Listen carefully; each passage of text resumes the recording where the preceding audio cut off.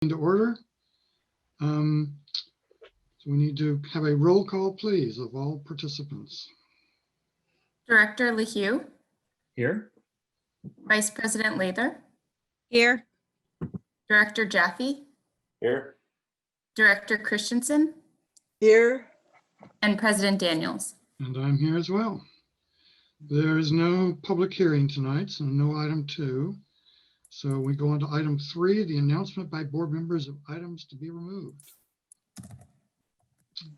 So Tom, anything? No. Rochelle, Nope. Jaffe, I have nothing. The public asked for nothing, so no. Carla? No, I don't. I think pretty straightforward today. Yeah, true. I wanted to talk about 4.4 and 4.7, so I'll pull those two. Okay. So let's go on to 4.0, the consent agenda.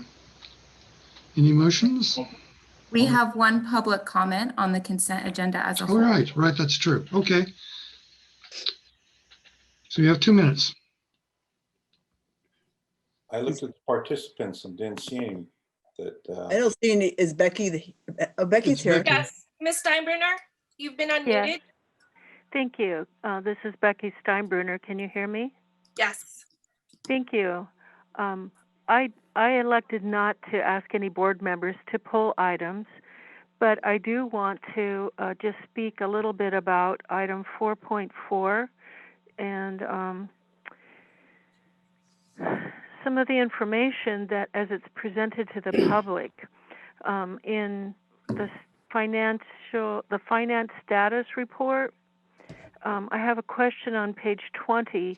The amounts jumped significantly due to what's listed as a temporary hire for the special district.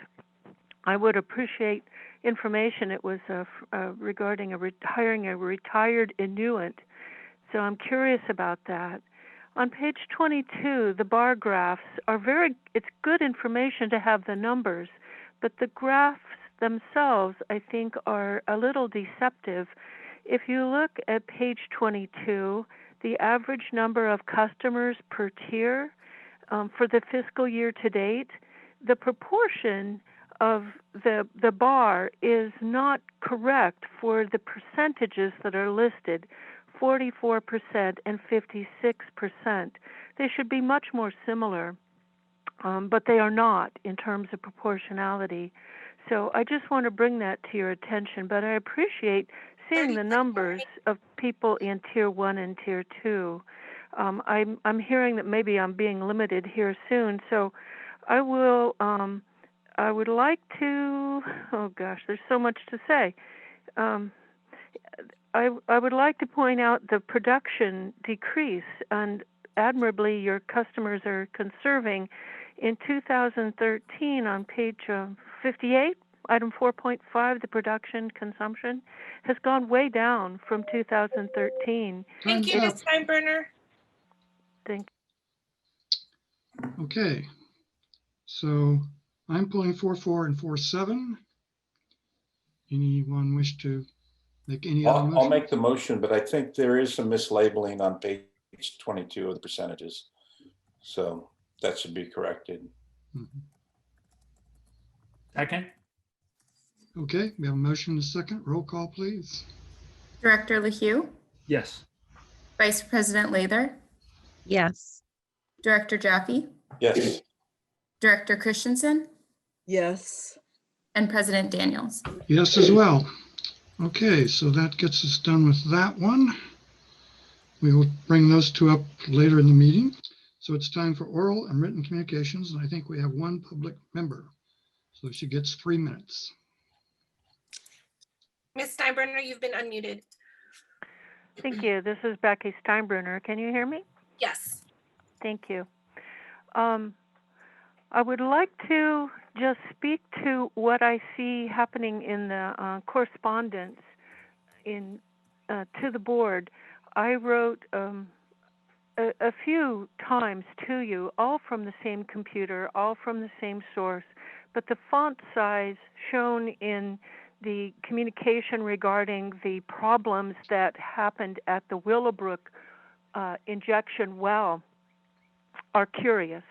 It is impossible to read them on your website. They are so small.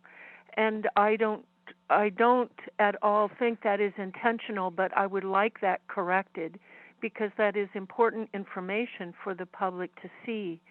And so I did note that when I copy it and paste it into another page that it does return to its usual size. But I want to point that out to your board and ask that it be corrected. I would like to request that the board consider, because you are looking at improving meeting efficiencies, and that was a big topic of your discussion on September 15th and continues to be so at the committee meetings, that staff also be limited in time in terms of what amount of time that they are allowed to speak on a certain item. That is what is done at the Watsonville City Council. It is very effective, and it also places the board in a similar situation as your policies place the member of the public to be concise and to the point. So I would like your board to consider that you also limit yourself with a time limit. Finally, I want to say regarding the water demand offset that Mr. Duncan relayed to a customer whose letter was also forwarded on at Mr. Duncan's request to the Santa Cruz Sentinel, to which Mr. Duncan put a very nice guest commentary in the paper.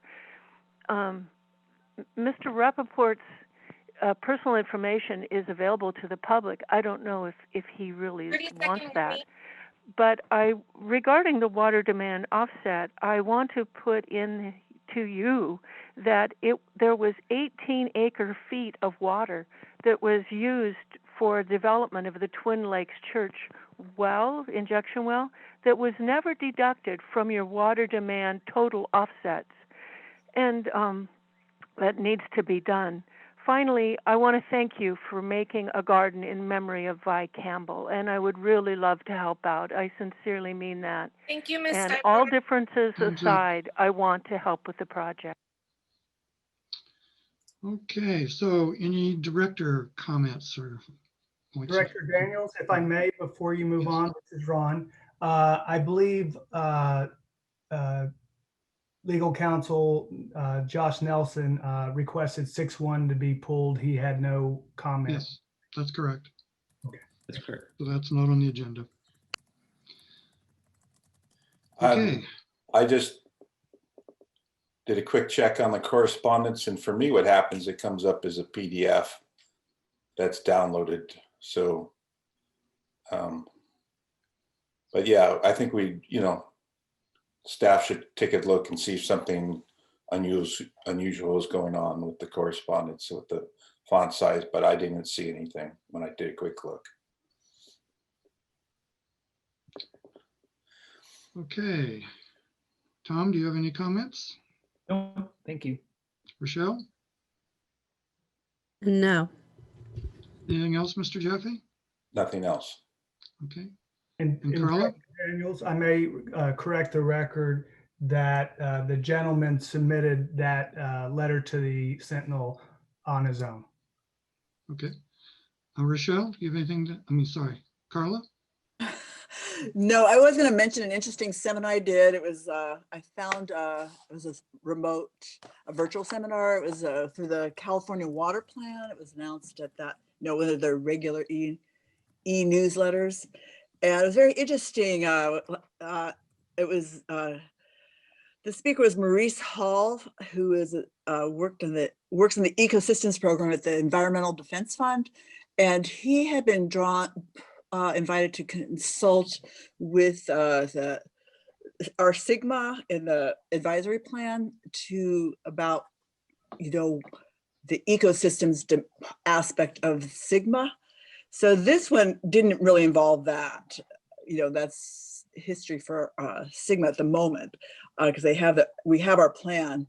But he wanted to go into more of the next steps you know, connecting sustainability and resilience of ecosystems to the aquifers. And I thought it was very interesting and timely. And I would just wanted to give a heads up that other people might want, it was an hour seminar, and they give them regularly, and they're about stormwater and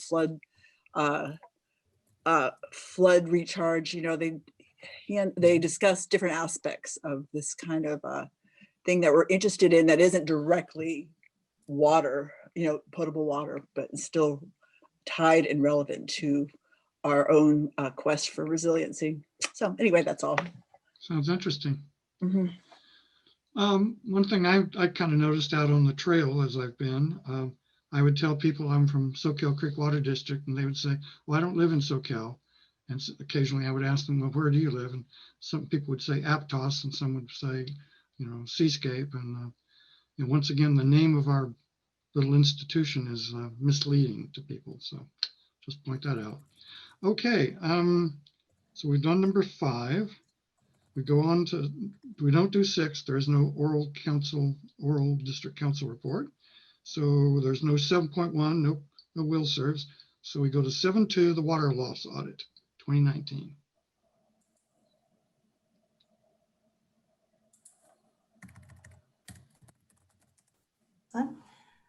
Hi, everybody. Hello. So item 7.2 is just an informational item on the results of the calendar year 2019 water loss audit. And we do this audit every year. And so just kind of a high level summary for this year is that our water loss and data validity didn't really change that much from last year and the last couple of years. And that overall, we typically have a lower level of water loss than a lot of other California urban water suppliers. So that's all good news. And just a little more background, every year we're required to submit a detailed report of our water losses to the Department of Water Resources. And then this information is used by the State Water Resources Control Board to develop some standards for water loss. And those are going to be applied to suppliers like us in the coming years. And the audit fundamentally assumes that all drinking water can be accounted for. So that's either by consumption or by loss, and that loss can be calculated using data from your system and by using some assumptions about inaccuracies in your billing and metering system. And so we have to compile comprehensive information on our system for this audit, including the production, imports and exports, consumption, connections, operating pressure, cost of water. It's really a broad look of all of those things. And so those go into calculating our performance indicators and our data validity score.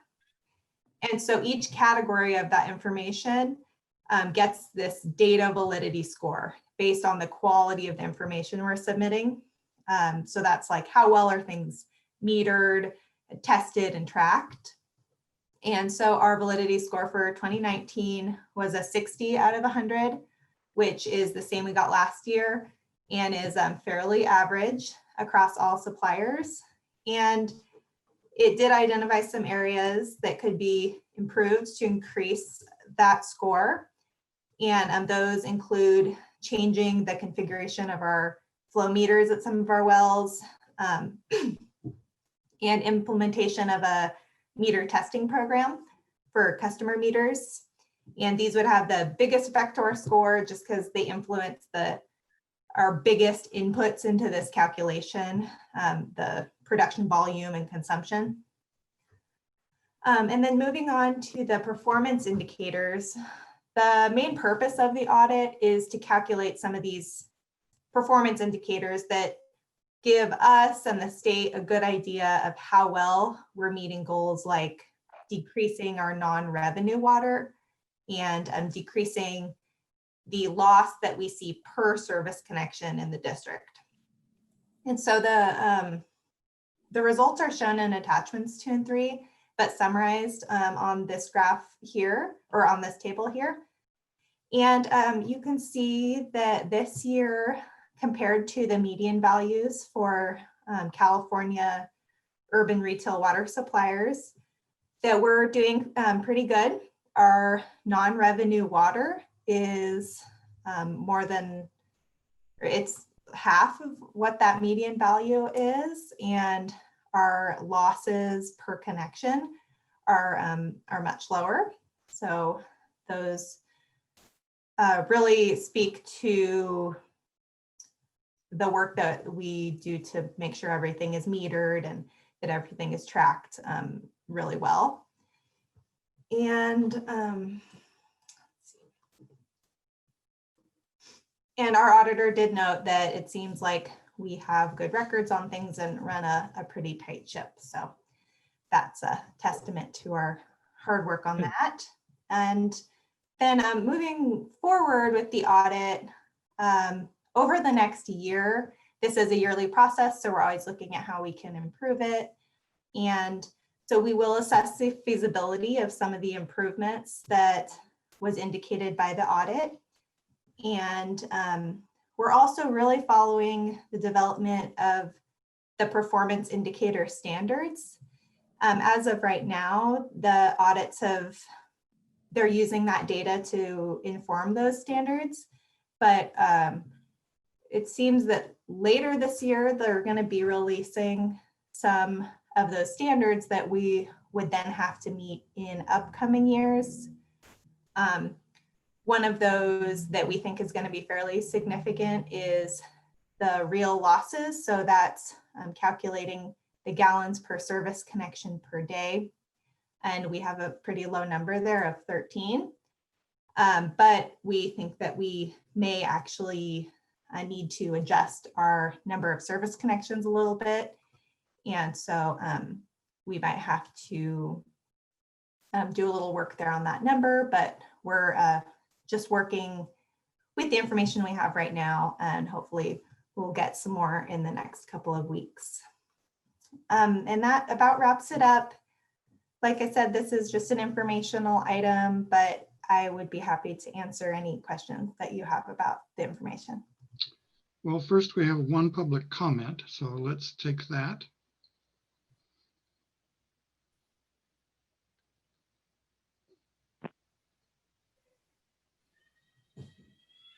Ms. Steinbrenner? Hello, this is Becky Steinbruner. Can you hear me? Yes. Thank you. Thank you for this report. It's very interesting, and I want to just point out that I was a little amazed. 2.3 gallons per service connection per day, apparent loss, but the real loss is 13 gallons per service connection per day. That's a lot of water. But let's look at it as groundwater recharge, shall we? I wonder if if your losses, if you're able to determine if losses are greater in one area versus another, and I'm tying that into reports from some of your customers in the seascape area of having very high pressure, as high as 120 psi. Ms. Kirby came to you with that information. So I did see that the plan is to put some inline monitoring devices to try to determine that. And will be very interested in seeing if those very high pressure areas in seascape are experiencing a higher amount of loss per service connection. On page 88, I thought that was interesting to see those numbers for the total year. The water loss of 90.761 million gallons of water and calculates out to 278.5 acre feet a year. I'll say that again, 278.5 acre feet a year. So I hope that you calculate that into what you are selling to the public and really address the issue as it relates to your water demand offset amounts that you sell. Thank you very much. Oh, and I'd like the name of the presenter. I didn't hear her identify herself. Thank you. Okay, so now we go to comments and questions by directors. And so, Tom, you're first. Okay. After I'm done, I would like staff to address again the fact that of the pressure levels in SqCWD, because I think that was already dealt with before at a staff level, as far as checking those pressure levels, which I don't think were abnormal. But I just wanted to make sure we're clear on that. My question was just, it seems like it'd be an advantage for us and for our customers to work on the data validity, especially if it was kind of accuracy testing on meters. So I guess I'm not sure what that entails, but I was like, might be nice to have a future item that would, I guess I'd request a future item to bring to us like a proposal for what that would cost and how that would look to increase our accuracy, because I want to make sure we are accurate and not just for this reporting, but just in general. So that's all I think I have, other than I wanted a confirmation on the pressures in SqCWD. Yeah, I can speak a little bit to it's kind of in the works, the proactive meter testing in the customer service field department. So that is something that we're looking at, which will help the data validity there. And just one comment about the loss is that this is really looking at the loss between our production and the customer meter. So it's not considering loss that occurs after the customer's meter, because that's loss that we know about. This is accounting for that loss between what our production meters are showing versus what we register as consumption, if that makes sense. Does that include backflushing on treatment facilities as well? Yeah, so all of the internal use of water, like for backflushing, is factored into that. Okay, Rochelle? No, it seemed pretty straightforward to me. That was a good point to explain that about the difference between the different losses. I think we're doing pretty well. I've been at other agencies that are much bigger than Soquel Creek, and they don't have a clue where some of the water's going. So it's good that you have this good a network. Okay, Bruce?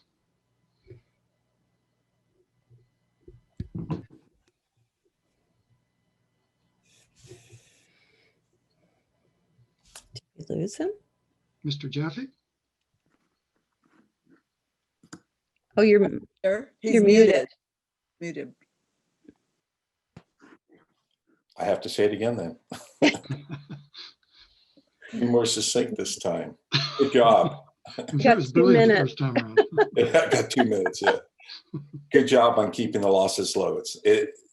It's kudos to the staff, because I wouldn't want to see the numbers higher than the median for the state. And I was going to bring up the same point that Tom did, so I'm supportive of a program that tests customers' meters. And the last thing is just clarification on apparent losses versus real losses. Alyssa, could you talk about that? Yeah, let me pull up. In attachment 1, we do have the definitions, but the apparent losses are systematic data handling errors, all type of customer metering inaccuracies, and any like unauthorized consumption like theft that we have.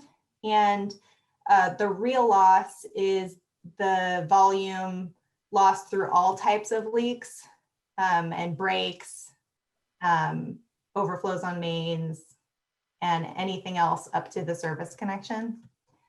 So the apparent loss is a lot of what we have to kind of assume are some like built-in inaccuracies in Gotcha. metering and billing. And So a main break would show up as a real loss. Yeah. Gotcha. And then this data validity score is low, but it seems to be low elsewhere in the state. Is Can we trust these numbers with a low data validity score, or? Yeah, and 60 is not that low. Actually, really, if you're too close to 100, they start to question kind of your truthfulness in what you're reporting. So a score from like 50 to 70 is really normal. And it's one good thing for our reporting next year is that they're changing the auditing software. So it's actually going to give us a better breakdown of exactly what we could do to increase our validity score. So that should be helpful.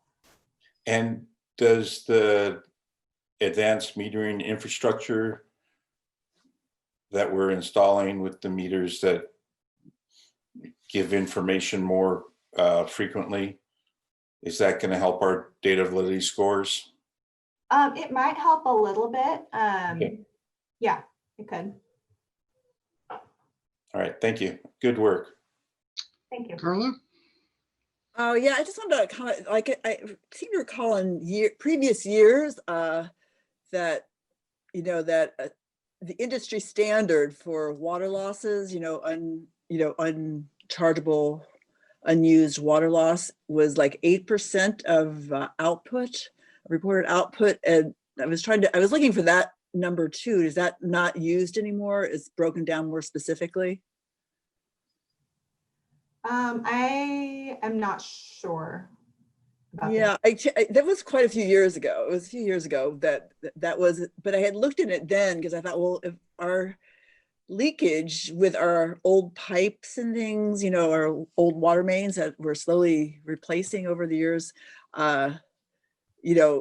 whether it was cost and leak effective to accelerate that proactively. But this looks actually pretty good. Like it seems like we don't have as dreadful a problem as some other communities in California and across the nation too, United States. It's a common possible source for saving water in some communities anyway.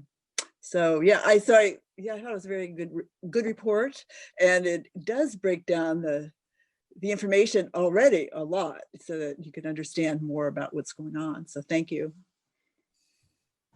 Carla, this is Christine Mead. Hi, Christine. Hi. Yeah, the industry has gone away from using percentages because that's not a really accurate way to do. It wasn't truly. It was hard to figure out, wasn't it? So, I mean, just our percentage is about 9%. It's pretty much been stable for the past few years, and we're not supposed to do that calculation, but that's about what it is, and that's pretty low for water utilities. Yeah, well, this is more specific with the reporting right now. It's much more illuminating about what's going on. So it's good. So thank you. Yeah, but I was wondering what happened to that old number. That it was several years ago.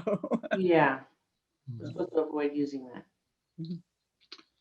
Well, I noticed that if you want to calculate that yourself, there's the authorized consumption, and just below it is water loss. And if you divide, you need something about 9%. So anytime you want, you can calculate that yourself. Very good. I was wondering about the real losses. I mean, are those real measured losses? Because I read somewhere in one of the documents that they take into account water pressure and how many miles of pipe you have, and to give you a number. And clearly that's, if you will, that's kind of an apparent real number. You're not actually measuring whatever it is you're trying to figure out. And I was wondering, it would be nice to know for each of these things on this page 88 thing, which of these are actually measured thingies and which are simply guessed apparent thingies. And that would help a lot for me anyway, to understand what's going on. Okay.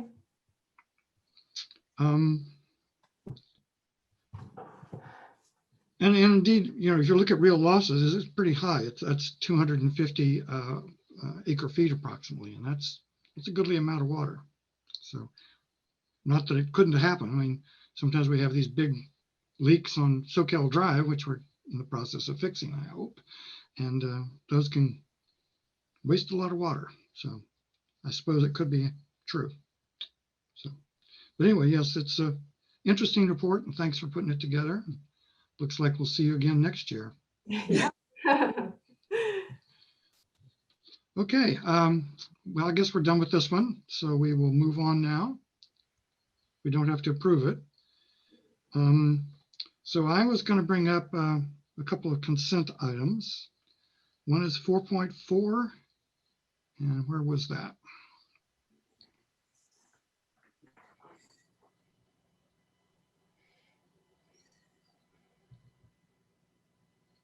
Yes, that's page 20. And on page 20, over on the right-hand side, you see an item for WDO funds and another one for WDO account transfers. And I was wondering sort of what the plan is for those WDO funds. Are we going to use them for Pure Water Soquel, or are we just going to leave them in the account here? Or and where was this transfer to? What was that used for? So Leslie, do you? Yeah, this is Leslie. So we transferred $132,160 out of the water revenue account and into the WDO funds account. The water revenue account is our primary depository account. So when funds come in, they all get deposited there. And then if it's WDO funds or if it's water capacity funds, then they're moved over to those specific accounts. okay. And so that balance is sitting there, and I think we're going to be expending it on the AMI program. All of it? The whole million? Yep. Okay. I think we All right, budgeted so- $1 million for it. So at that point, we'll have no WDO funds then. We'll have Correct. spent them all that we have. Okay, good. And let's see, do we need to approve this one? No No, requirement no. to approve this one, President Daniels. It's just information. Okay, that's good. Okay, 4.7. 4.7, right. The website. Ah, yes, that's the website. I was going to ask, first of all, is this a sole source sort of thing? I mean, before we were using this software package, which, in fact, I've been getting a solicitation about every week from different firms who want to come in and take charge of our thing and fix it up for us. But is Civic Plus sole source? If they go out of business or something, we're stuck, or how's that work? Hey, Dr. Daniels, it's Rebecca. They are a sole source. They've done over 4,000 websites, so I don't think they'll be going out of business. They seem very stable with all the government websites that they're currently hosting. But that could be, I mean, Well, I make think sure sole source is scary that way, but they're a pretty stable company. make sure we get enough stuff in the contract to protect us. Like we can ask for their source code to be put into escrow in case anything happens and they're not able to take care of us. That's a traditional thing to do. Okay. We wouldn't use that code unless something happens to them. They go bankrupt or they can't supply us or whatever. So that would be a good thing to be safe and sure with. So also on page 68, the quote that's there, I see there's values for year 1 and year 2, and then just below that, total days of quote is 365. So does that mean the year 2 thing doesn't apply, or I don't quite get that. Mm-hmm.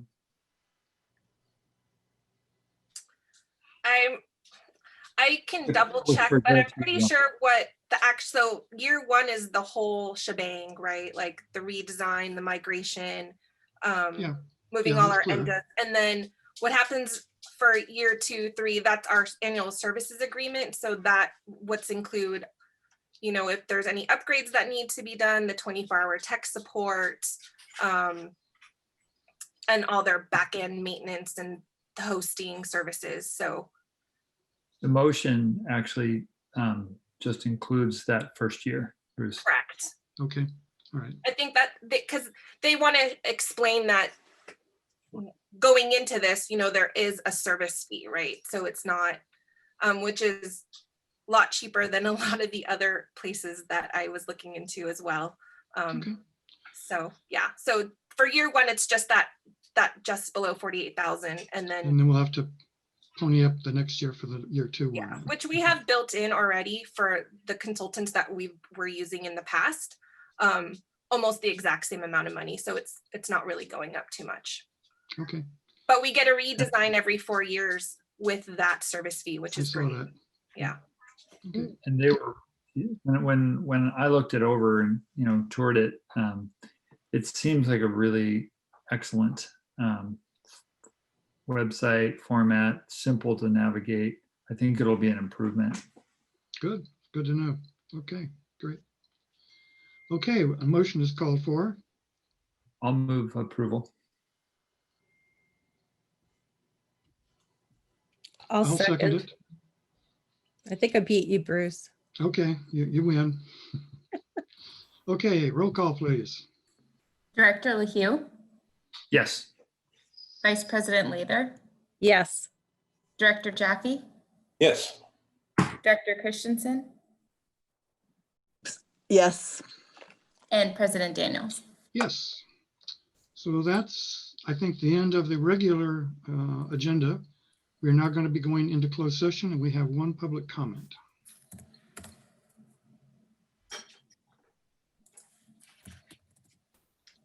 Ms. Steinbrenner, you're unmuted.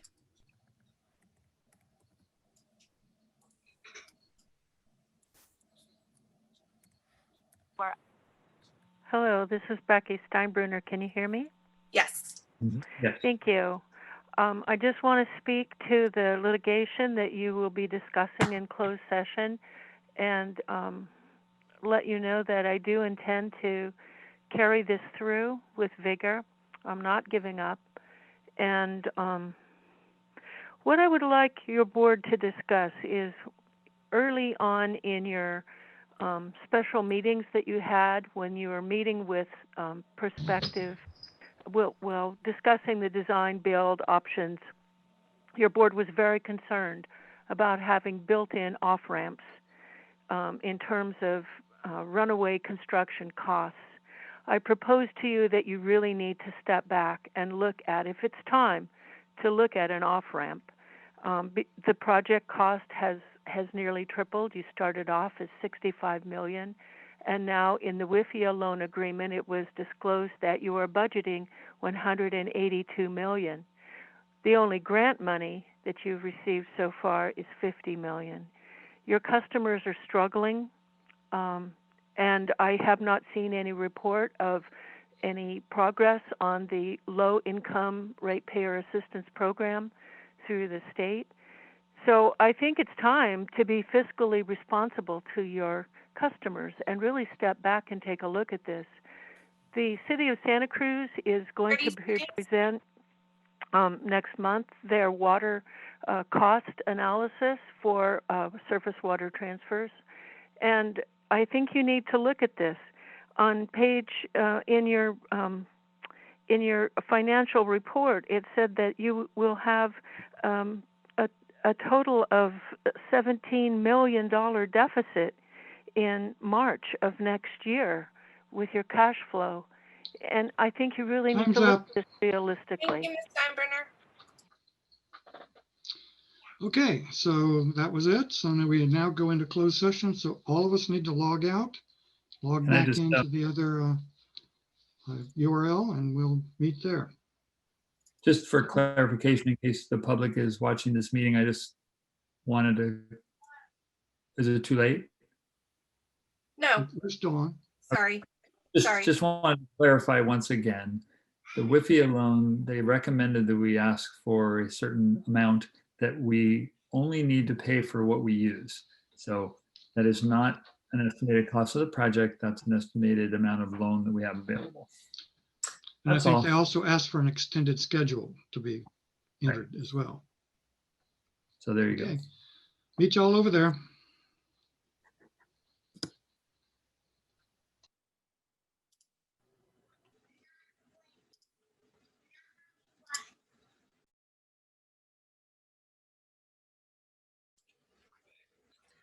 The board meeting adjourned at 7:43 p.m. and there is no reportable action.